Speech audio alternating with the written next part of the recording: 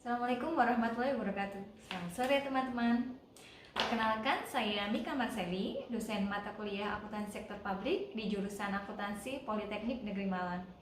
Oke, pada kesempatan kita kali ini, saya akan membuat video tutorial aplikasi pembelajaran pada mata kuliah akuntansi sektor publik yang saya beri nama Arpusea. Arpusea sendiri merupakan kepanjangan dari Augmented Reality on Public Sector Accounting. Jadi sebagai informasi, aplikasi ini berbasis Android dan menggunakan teknologi augmented reality. Mungkin dari teman-teman juga pernah mendengarnya atau familiar gitu ya. Jadi teknologi augmented reality ini salah satu bentuknya adalah pada saat dulu boomingnya permainan Pokemon Go. Mungkin teman-teman pernah memainkan permainan itu kali ya. Nah, aplikasi ini menggunakan teknologi yang serupa. Pada dasarnya, cara kerja dari aplikasi ini yaitu dengan cara scan marker atau scan gambar seperti gambar-gambar berikut ini. Nah, nantinya setelah teman-teman scan gambar atau marker berikut ini, maka nanti otomatis akan muncul video animasi yang berupa penjelasan materi. Nah, selain video animasi yang merupakan penjelasan materi, nanti kalian juga akan menemukan kuis. Nah, kuisnya ini saya bentuk dalam permainan, yaitu dengan menggunakan aplikasi Quizizz. Jadi aplikasi Quizizz ini berada dalam aplikasi yang saya bikin ini. Semoga nanti teman-teman harapannya bisa lebih semangat belajar seperti itu ya. Nah, sebagai informasi tambahan, sebenarnya dalam waktu dekat saya juga akan membuat buku dari aplikasi ini. Jadi nanti akan ada buku akuntansi sektor publik di mana di dalamnya ada materi dan juga ada aplikasi ini. Nah, nanti bisa teman-teman nikmati di kelas seperti itu. Oke, langsung saja kalau begitu, let's check it out. Jadi di sini untuk menggunakan aplikasi pertama kali maka kita harus menginstalnya terlebih dahulu. Nah, caranya adalah dengan cara untuk beberapa HP Samsung seperti punya saya, kalian bisa search di sini ada ini pindai kode QR. Nah, kita arahkan di sini, kemudian kita ketuk di sini untuk membuka. Nah, otomatis nanti akan terhubung dengan aplikasi yang sudah saya simpan di Google Drive. Atau kalian apabila seandainya tidak ada menu tersebut di HP kalian, maka kalian bisa menggunakan aplikasi seperti ini. QR and barcode scanner. Nah, seperti ini. Nah, kita klik linknya. Seperti itu. Di Google Drive hanya sekali.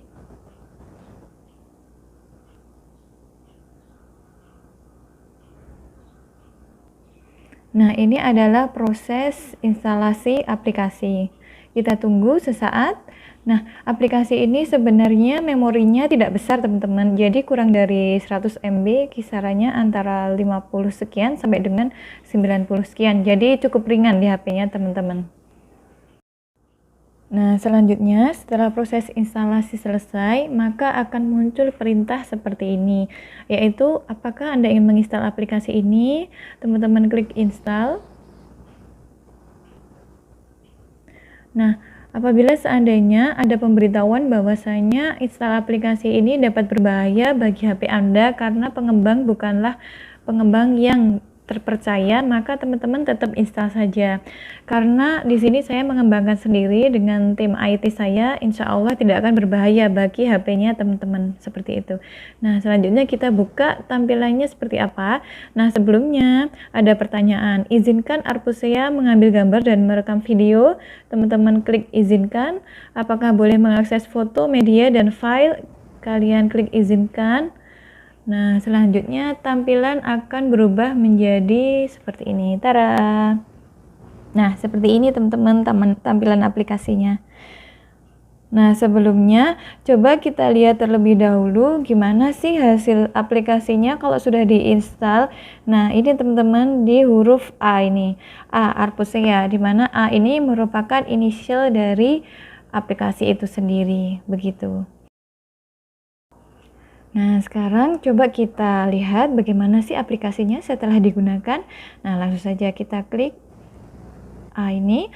Nah, akan muncul halaman depan aplikasi seperti ini. Nah, sebagai informasi nantinya akan ada 5 marker atau 5 gambar yang berisi tentang materi. Kita klik materi terlebih dahulu. Nah, kemudian kita arahkan ke marker 1, teman-teman, yang nantinya akan saya share ke teman-teman.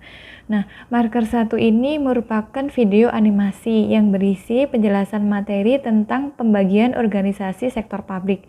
Jadi, marker 1 ini merupakan pengantar dari mata kuliah akuntansi sektor publik, di mana berisi tentang organisasi sektor publik terbagi menjadi organisasi pemerintah dan non-pemerintah, di mana organisasi pemerintah terbagi menjadi pemerintah pusat dan pemerintah daerah. Kemudian ada lagi organisasi non-pemerintah yang biasa kita sebut dengan entitas non-laba. Selanjutnya juga akan dijelaskan standar akuntansi yang diacu. Yuk langsung saja kita lihat bagaimana hasil scan markernya ya. Hai semua, kali ini kita akan belajar tentang organisasi sektor publik. Yuk kita mulai.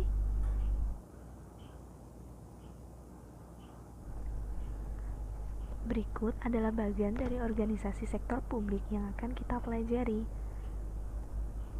Apa itu organisasi sektor publik? Organisasi sektor publik ialah organisasi yang memberikan jasa pelayanan kepada publik. Organisasi sektor publik dibagi menjadi dua, yaitu organisasi pemerintah dan non-pemerintah. Berdasarkan Undang-Undang Nomor 23 Tahun 2014 tentang Pemerintahan Daerah, organisasi pemerintah dibagi lagi menjadi dua, yaitu pemerintah pusat dan daerah yang standar akuntansinya berpedoman pada Peraturan Pemerintah Nomor 71 Tahun 2010. Nah, itu tadi adalah hasil scan marker atau gambar yang pertama. Sekarang kita akan lanjutkan scan marker gambar yang kedua, yang menjelaskan materi tentang entitas non-laba. Jadi sebagai gambaran, di dalam marker ini menjelaskan mengenai apa sih entitas non-laba itu, terus kemudian apa saja contohnya, terus kemudian karakteristiknya bagaimana, apakah berbeda dengan organisasi sektor privat seperti itu. Yuk kita langsung saja lihat. Video kali ini tentang organisasi nirlaba. Apa itu organisasi nirlaba? Organisasi nirlaba yaitu organisasi yang tujuan utamanya memberikan jasa pelayanan kepada masyarakat atau menjalankan kegiatan sosial dan tidak memiliki motif untuk mencari keuntungan atau laba. Contoh dari organisasi nirlaba yaitu seperti museum, rumah sakit, sekolah, masjid, gereja, dan lain-lain. Nah, marker yang ketiga yaitu tentang ISHK 35 entitas non-laba. Jadi di sini isi dari marker ini merupakan standar akuntansi yang diacu oleh entitas non-laba. Seperti itu. Nah, kita saksikan dengan klik buka PDF. Maka selanjutnya akan tampil seperti ini, teman-teman. Jadi ini adalah standar akuntansi yang baru yang diacu oleh entitas non-laba, di mana sebelumnya entitas non-laba mengacu pada PSHK 45, akan tetapi mulai dari Januari 2020 entitas non-laba standar akuntansinya sudah mengacu pada ISHK 35, sehingga teman-teman nanti harus menyesuaikan dengan standar yang baru ini. Seperti itu. Nah, di sini standar akuntansinya bisa di zoom in, bisa di zoom out. Jadi isinya di sini adalah tentang macam-macam laporan keuangan, definisi secara detail, dan bagaimana bentuk laporan keuangannya. Ini akan menjadi pedoman bagi teman-teman ketika menyusun jurnal sampai dengan membuat laporan keuangan. Nah, yang selanjutnya coba kita lihat materi dari marker yang berikutnya. Nah, di sini ada marker keempat berisi tentang materi, macam, dan artikulasi laporan keuangan entitas non-laba. Coba kita klik buka link. Nah, selanjutnya akan langsung diteruskan ke link Google Drive yang sudah saya simpan.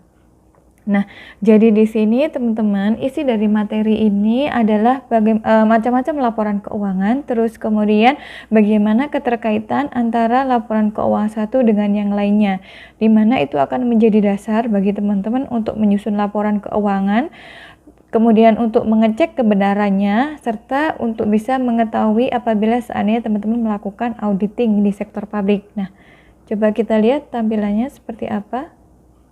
Pada kesempatan kita kali ini, kita akan membahas topik mengenai laporan keuangan organisasi nirlaba. Kenapa laporan keuangan organisasi nirlaba? Mobilitas dan aset neto atau itu dengan pembatasan didapatkan dari saldo akhir laporan perubahan aset neto. Jadi ini diambilkan dari laporan perubahan aset neto. Kemudian kita jumlah liabilitas ditambah dengan total. Nah, seperti itu tadi berisi tentang artikulasi atau linkage hubungan antara laporan keuangan satu dengan laporan keuangan yang lainnya. Angka yang tertera di sini didapat dari laporan keuangan yang mana, sehingga laporan keuangan tersebut bisa balance dan juga betul. Gambarannya adalah seperti itu. Nah, selanjutnya coba kita lihat marker yang terakhir, yaitu marker materi. Ini adalah marker kelima yang berbicara mengenai aset neto. Jadi di sini marker ini berupa video animasi yang menjelaskan apa sih aset neto dalam entitas non-laba, kemudian apa saja klasifikasinya, dan bagaimana cara menjurnalnya apabila terjadi transaksi. Seperti itu. Mari kita lihat saja ya. Hai semuanya, di video kali ini kita akan membahas tentang klasifikasi aset neto dengan adanya pembatasan dan tidak adanya pembatasan. Secara garis besar, sumber daya yang diperoleh oleh organisasi nirlaba dapat dikelompokkan menjadi dua, yaitu aset neto dengan adanya pembatasan atau with restriction, dan aset neto tanpa adanya pembatasan atau without restriction. Pengelompokan ini didasarkan pada Nah, itu tadi adalah hasil scan marker materi yang kelima. Selanjutnya kita akan scan markernya quiz, teman-teman. Nah, jadi di sini ada di marker ke-6 ada markernya quiz, kita bisa klik buka link.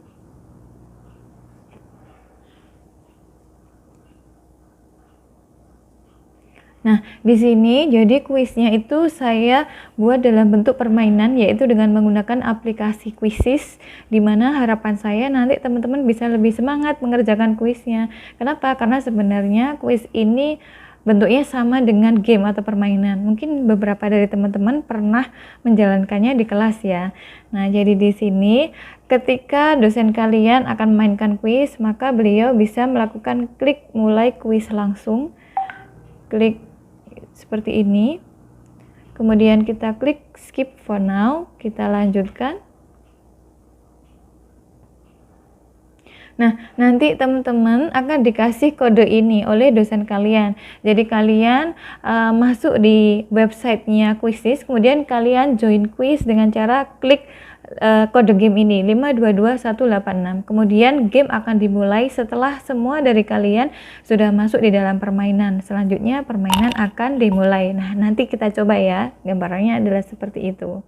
Nah, setelah tadi kuis, selanjutnya ada lagi pemantapan pemahaman, yaitu dengan cara latihan soal. Jadi nanti saya atau dosen kalian yang lainnya akan memberikan latihan soal. Nah, di mana di sini kalian diminta untuk membuat jawabannya, kemudian nanti akan kita cocokkan dengan kunci jawaban yang sudah saya sertakan di aplikasi ini. Kita klik buka link. Nah, selanjutnya ada dua kunci jawaban dari latihan soal yang sudah saya buat di buku. Nanti akan saya share atau di-share oleh dosen kalian yang lainnya.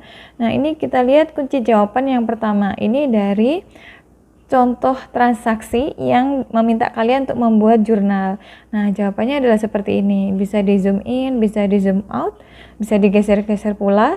Jadi nanti jawaban ini bisa kalian cocokkan, kemudian nanti akan dibahas bersama dengan dosennya. Harapannya nanti pemahaman kalian bisa lebih komprehensif begitu. Selanjutnya ada kunci jawaban yang kedua. Jadi kalau kunci jawaban yang pertama tadi itu isinya hanyalah menjurnal, bagaimana menjurnal yang benar. Kalau di kunci jawaban yang kedua ini merupakan penyelesaian kasus, mulai dari membuat jurnal, ini membuat jurnal umum, terus kemudian bentuknya adalah seperti ini, bisa di zoom in, di zoom out pula. Kemudian ada jurnal penyesuaian, bagaimana jurnal penyesuaiannya bisa dicocokkan juga sampai dengan masing-masing laporan keuangannya. Nah, laporan keuangannya yang betul kayak gini. Nah, ini adalah saldo aktiva sama pasifanya adalah seperti ini. Jadi semua laporan keuangan kunci jawabannya ada di sini, sehingga nanti bisa teman-teman cocokkan dan dibahas bersama dengan Bapak Ibu dosen. Nah, itu tadi tutorial singkat bagaimana menggunakan aplikasi Arcus ya. Menarik bukan? Oke, kalau begitu kita langsung saja bertemu di uji coba aplikasi ya. See you.